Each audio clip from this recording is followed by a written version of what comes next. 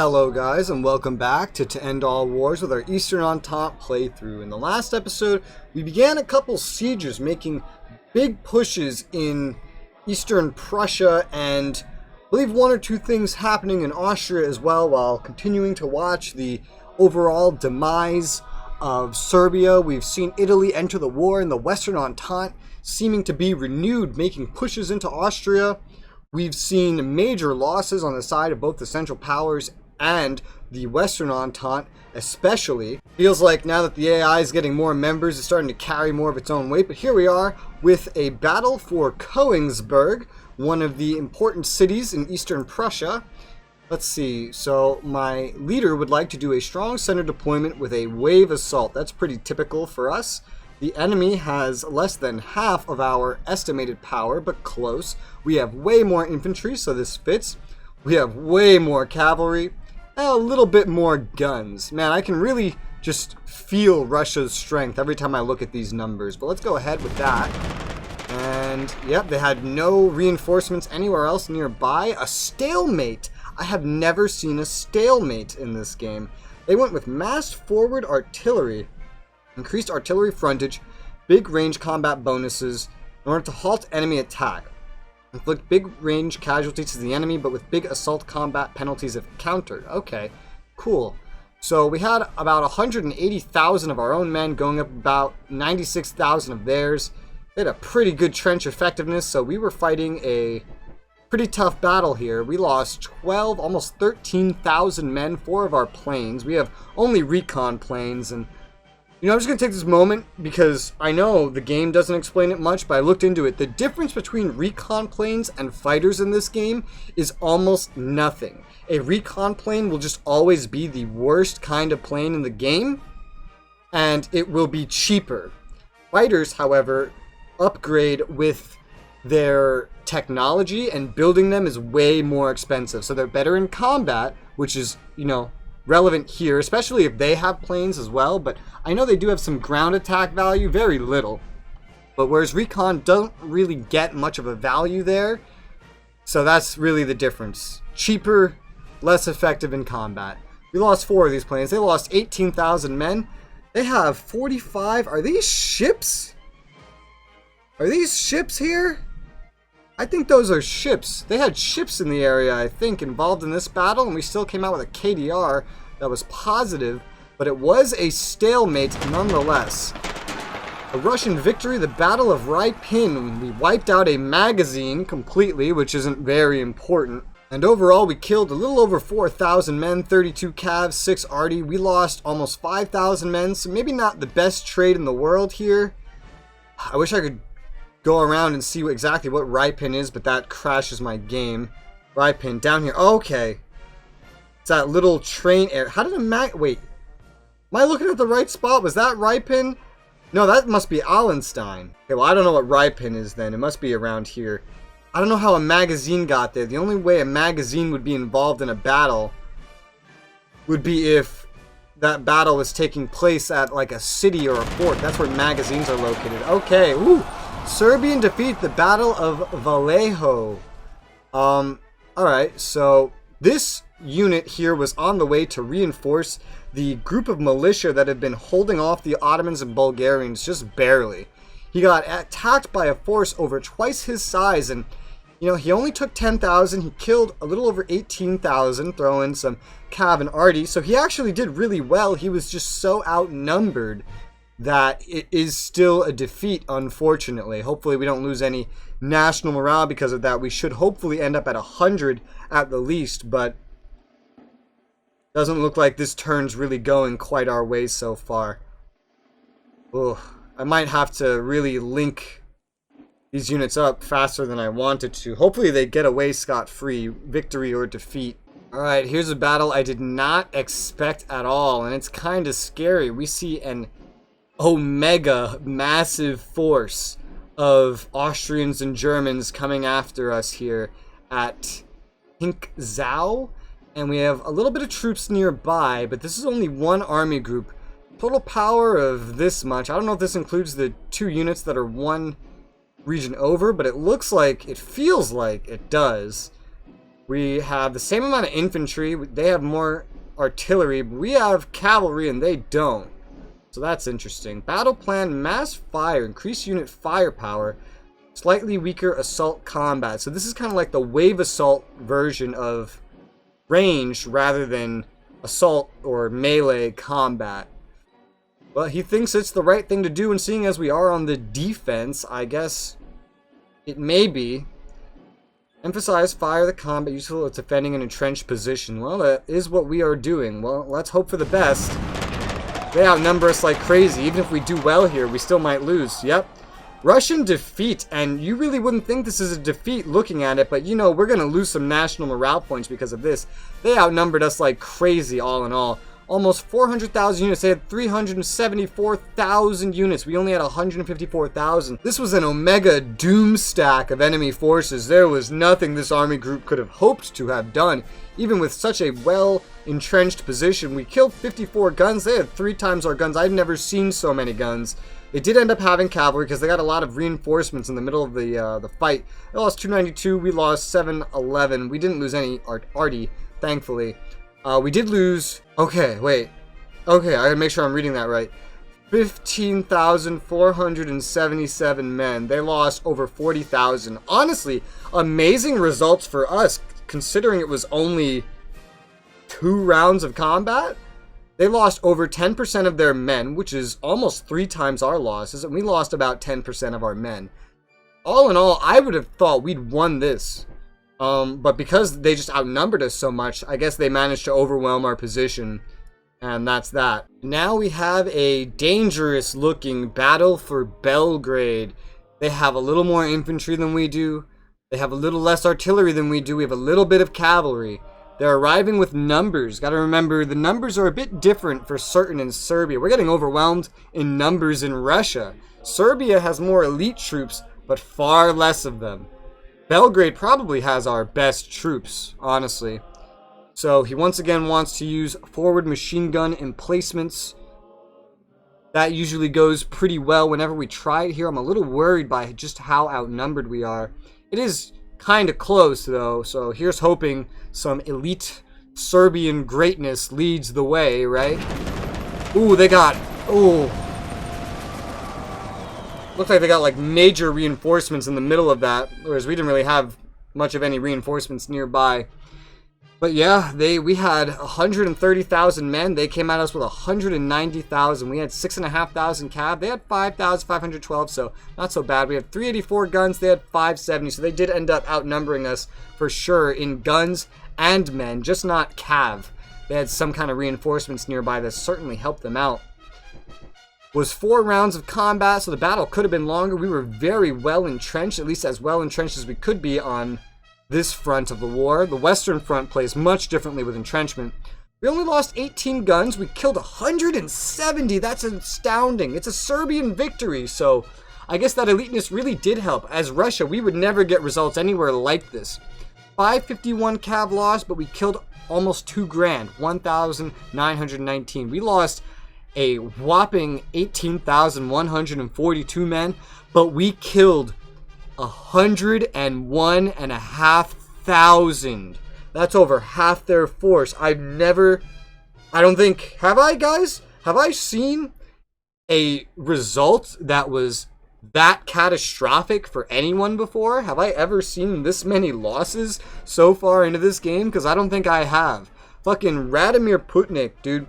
We've been having so many losses this turn, and not even fair losses. Like, we're kicking ass all around. We just keep not having the numbers to deal with the numbers being thrown at us. And this is another example of that. But the Serbian troops are just so goddamn elite that even being vastly outnumbered in pretty much every way, they still managed to kill almost 10 times. Okay, that's a lie. More than 5 times what they lost. 101,500. Jesus Christ, that is insane losses.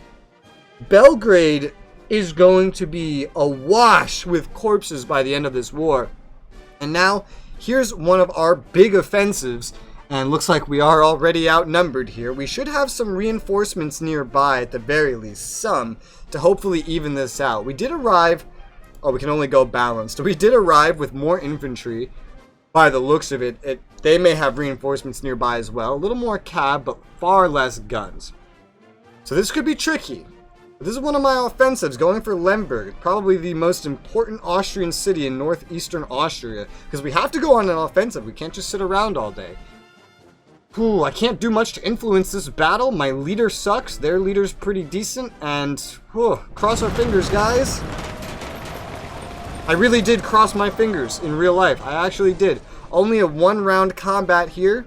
We had 250,000 almost men with our nearby reinforcements coming in to assist us. They had almost 200,000. This is an instance where we actually had a good amount of numbers because I had an entire army group here and a nearby army group that it was split in half, but we had half of a nearby army group that came to assist us as well. We had about even in terms of artillery in the end, which makes me think that some of their units routed at the very start of it. We killed 18, we lost 6. We had about twice, almost, around their cavalry. We did lose more cavalry, 286 to their 97. In terms of infantry loss, we lost 6,500 almost, and they lost 8,763. So, a victory! A meager one, but a victory. We need any and every victory we can get. We may be getting amazing KDR, we may be getting good results, but we're not getting victories where we need them because they keep coming at us with Omega super destructive doom stacks. So we need to make actual strategic progress somewhere because we can't just win this by killing more than we lose, of course. Strategic progress is more important in a war than a kill count. A kill count is more important in a battle, but in the grand long term of this war, we need to make progress, and it's proving very difficult to do it, at least on our front, but we are doing it. We're doing better than the Western Entente, as I say, and they have way more troops than we do, and for the longest time, they've been going up against way less of the enemies than we have. Alright guys, well that was a pretty busy turn in terms of combat, so let's take a look at where we are now. The first thing to note, if we go over here to the combat messages, we can see we gained a morale point because over here in Lotsin, the enemy actually surrendered to us. There were some enemies garrisoning here, and there's always a chance that they fail their morale check, run out of supplies, what have you, and they just surrender. Well, it's happened to us a couple of times at some towns with our militias where they just give up and surrender. Well, now it happened to an entire German force that was sitting inside of a fort. So that's pretty damn awesome for us. They lost 2 whole units that were there. We gained 9 VP and a morale point. So that's great. I'm actually going ahead here and I'm building a depot with some of these supply units because this area has no supply. This is a big supply issue down here at Lotsin and up here at Gumbinnen and Villau. Cohensburg would definitely add to the supply of the area, but this area in specific, Lotsin, is in a pretty bad spot. The railway doesn't reach southeast. It comes through this little narrow tunnel. It really needs more supplies if we're going to push out and through here and stay in this region, because ever since the start of the game in East Prussia, that's some of the biggest problems I've had here is the lack of supply. And now that I have my foot in the door, I can definitely put down a depot. So that's going to cost me 2 supply wagons, I think. It may cost me munitions as well. I don't know. I think it just cost me 2 supply wagons. So I'm going ahead and I'm building 2 more, which takes 150 money each, not to mention some war supply. Let me see the exact cost. So it takes 30 days, which is 2 turns. It takes 30 war supply each. It takes 50 conscripts each. And it takes 150 money each. So that's actually a pretty big deal. But in 2 turns, these will be done. I'll run them over here and replace the ones that are being spent in order to make this depot. The depot will draw supplies forward and populate this area with supplies, which we kind of desperately need it to do.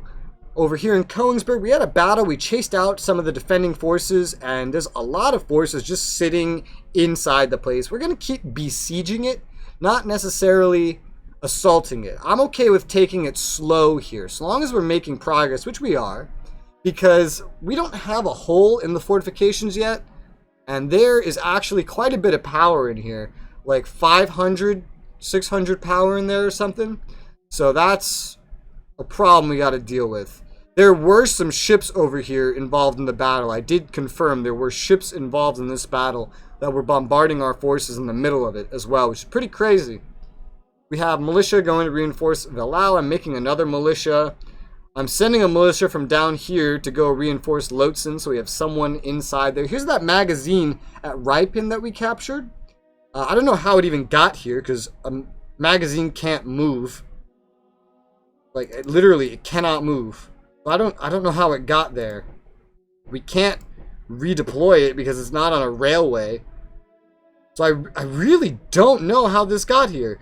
But it's ours now. It's basically just going to sit here until the end of the game, or until it gets captured. We're going to continue, I think, sitting on Allenstein. Yeah, it's on a river. It's a good position to hold. We're entrenched here already.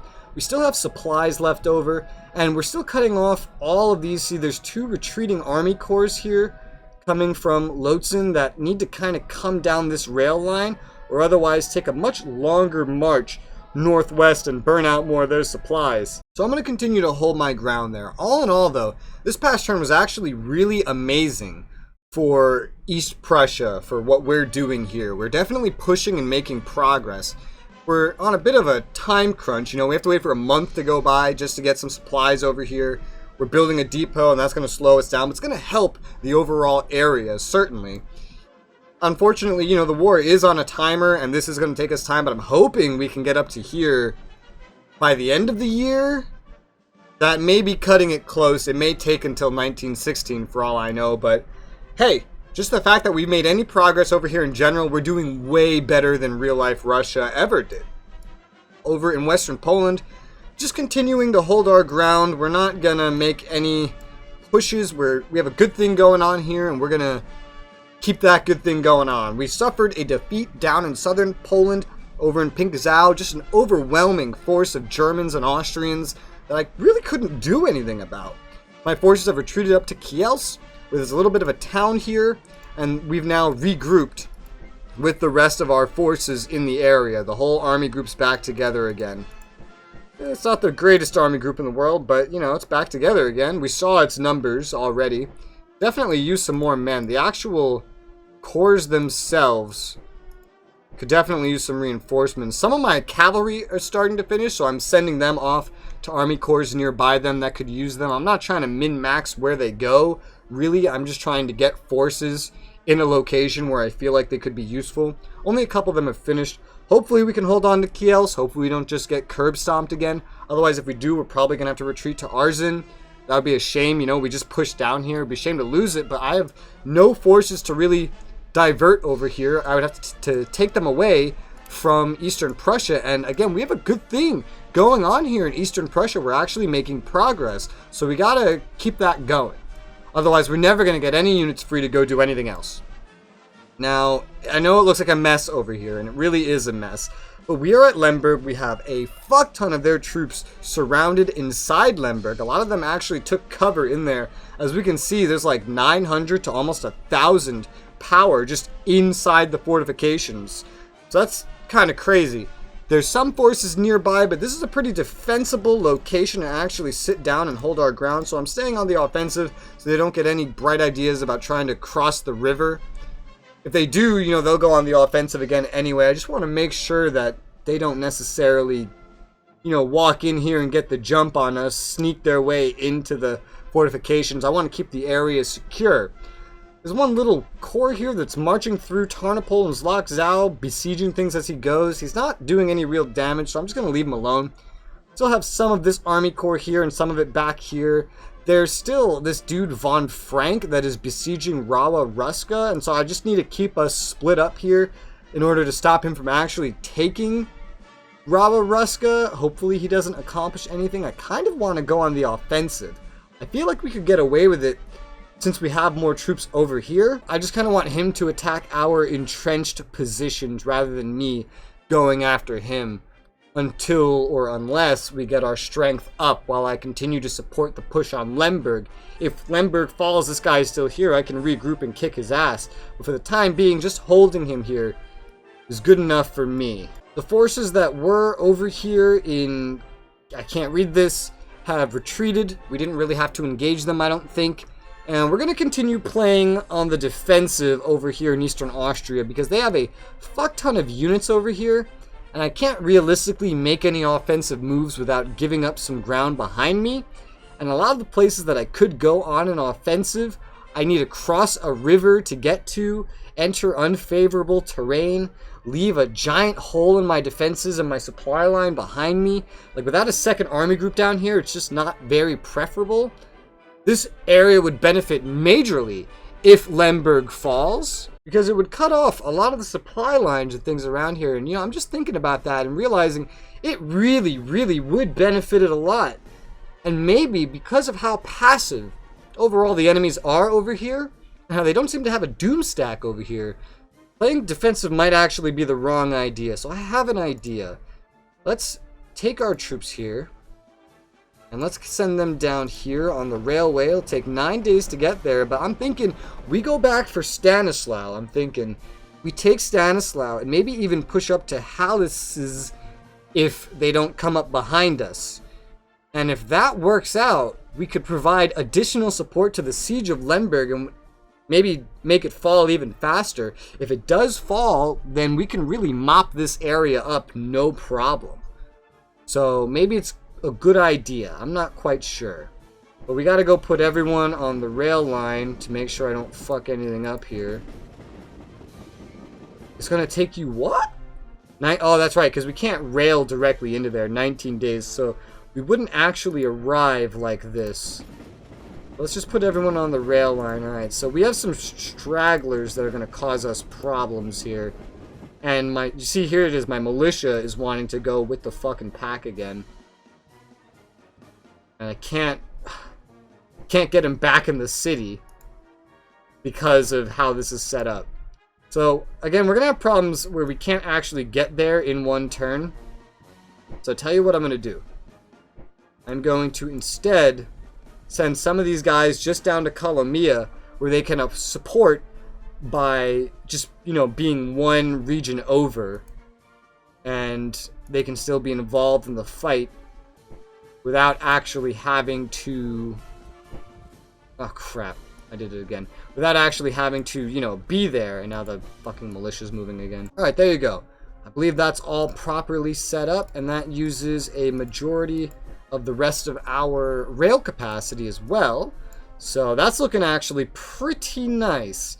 Our munitions went up by about 20 to 30. The income is going down, which is kind of concerning. Again, I haven't really made any more artillery, so I don't know why it would be struggling. I still need to make more artillery, but I'm limited by money, and I don't want to print any funds. Again, maybe a stupid idea, but I want to be more conservative with my finances. So we got an offensive over there set up. We still have a siege that we can see going on at Kumkale. The one at Sed Ulber is done, but the city has not fallen, so I guess they've given up over here. I did see bombardments happening at both of the locations in the past turn. Greece now has Iridea under siege. I don't think I can see into this region anymore. Maybe not. Maybe the Greeks have retreated. But it's under siege, which is unfortunate. Maybe they're in the city, actually. Greeks are probably still just going to keep getting pushed back. More and more of Serbia's fallen. My army has arrived here in the Velica Plains, which is, it's just an event. They got their butts kicked in upon, running over here. They did some good damage, but they just didn't have enough forces. But they're here, so they can hopefully recover while we sit down and defend this little city. The Ottoman and Bulgarian hordes have temporarily turned their gaze away, which is actually amazing. Since they've turned their gaze away, that means Serbia gets to live a little bit longer. I'm taking this army that has been defending Loznica, and I'm moving it down to Brenovac. So it's directly, I believe, in between Zvornik and Belgrade. I believe it should be able to reinforce both of them, because I feel like Belgrade could use a little more reinforcements, and Zvornik is no longer under massive siege, so I'd rather get this unit here, still blocking this pathway, so that, they can't just swoop down. Reinforcing both of them so we have the most amount of strength possible over here. And, if they do cross over here, it's not that big of a deal. If they want to push, they still have to push and come through this army, which would be reinforced by Belgrade and Zvornik. Maybe they'll get invited to cross the river and attack Zvornik. Crossing the river is a terrible idea for them. because they may not want to go around them. The AI is pretty weird like that, and that could hopefully help. Take a look at the Italian front. We see 1, 2, 3 sieges going on, a rail line cut, fully taken Brenner. They seem to be ignoring besieging Bozen for whatever reason, but they're taking a lot of the countrysides. Interesting strategy, but hey man, I'm not judging. I know they've been having some good battles, and the reason I know they've been having some good battles is because the Central Powers is up to almost 3 million total losses. They've gone up by a few 100,000, I think, and I know maybe 200 almost, not exactly, 1,000 of that has come from me this past turn. Pretty impressive, but the Western Entente also lost what looks like around 200,000 men, so I know there's some fighting happening over there as well. Maybe not as impressive as the fighting I'm going through, but our loss up to 778,000. The ground power of our allies is holding and getting more impressive as compared to the Central Powers, which is a great sign for us in the long run. You know, our power is just kind of holding on, just barely. I haven't produced major hordes of more units for us. I've mainly produced strategic things, and it's been pretty successful so far, but our grand show of force hasn't been as impressive. The Western Entente is down to 83 morale, so I don't know if they were at 84, but they certainly didn't win any important battles. Central Powers at 86. Feels like it's gone up, so I feel like they've actually won something somewhere. We had 5 morale points gained this turn from a battle. Let me find it. 5 morale points. Here we go. The Battle of Belgrade. That amazing performance put on by our Serbian generals.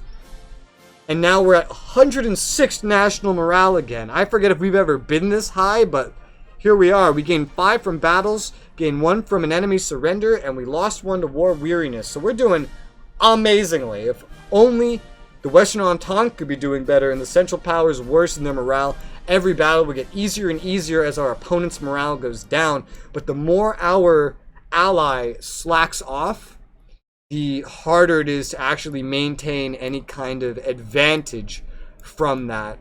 We take a look at what's happening over here, though. Looks like the Entente has reclaimed Saint Mihiel. I don't believe they had that. Everything else is pretty stagnant. They did reclaim this countryside of Vosges. They've reclaimed almost all of Switzerland. Cities, countryside, and all, almost completely. Some enemy rail lines still cut over here. It's looking pretty nice. I did see some bombardment happening over here, but I don't see much sign of like a siege or anything important going on. In terms of potential new joiners to the war, the only one I see any progress at all happening with is Saudi Arabia, which is leaning 10% more towards the Entente right now because of constant Western Entente diplomats being sent here. Not a very important country to get into the war. Where are they actually? Saudi Arabia on this, you know, weird tiled map thing we're looking at. Okay, here they are. Saudi Arabia. The whole country is just summarized into one region. I don't know what they have here. They only control a size 2 city, but they're at a pretty strategic point. If they actually joined the Entente, they'd have a flanking point into the Ottoman Empire, into some enemy gains over here towards Yemen. The ability to reinforce Yemen if they did join. They may not have a lot of forces though, but you know, every little bit that we get is certainly better in the long run and increases the total resource income of the Western Entente, which every little good thing for my ally is a good thing for me. Taking a look at the Eastern Front over here with the Ottoman Empire, I'm taking the army from Ardennes and I'm railing it south while I still can rail it down to Goal, and we're just gonna pop a squat here, try to chase off or kill this enemy unit here and retake the countryside, hopefully completely, maybe just enough, right? Doesn't have to be completely. The enemy's still running amok, but the reason I want to retake this is just so we can maintain some good control of the rail lines, maybe stop the enemy from railing this far towards Ardennes, because that would certainly help. And then we'll see how the rest of this is going. A rail line over here is cut. I believe that's over here in Verdennes, where the enemies are moving through. Armenia, which is just a little province over here, doesn't really matter. Erevan does matter. So if I see them pushing over here, I'm going to have to make a break for it and engage this army corps here. I don't think it's that big of a deal. I don't see a large amount of enemies in this region anymore anyway. I feel like they've all retreated somehow. We just have some stragglers that are running around causing us some little problems and fucking with our control of the region. I miss Rise of Prussia, where you used to have a decision you could use where you could plant it in a region next to where you were sitting, and you would actually send scouts out to regain control of it. Sadly, this game doesn't have that anymore, so it means little units running around by themselves can actually cause a whole lot of problems like this. But I think that's a pretty good episode right there. We still have a few things to go over. Like, mainly just have some events to read. There's 3 events that happen this turn, but I'll read those at the start of the next episode, and then we will hit end turn and see our continued sieges and continued offensives and defensives. This very eventful point of the war. See what happens. You know the drill. Let me know in the comments below what you think about what's been going on, any advice you might have, and thank you very much for watching, and I'll see you on the next one.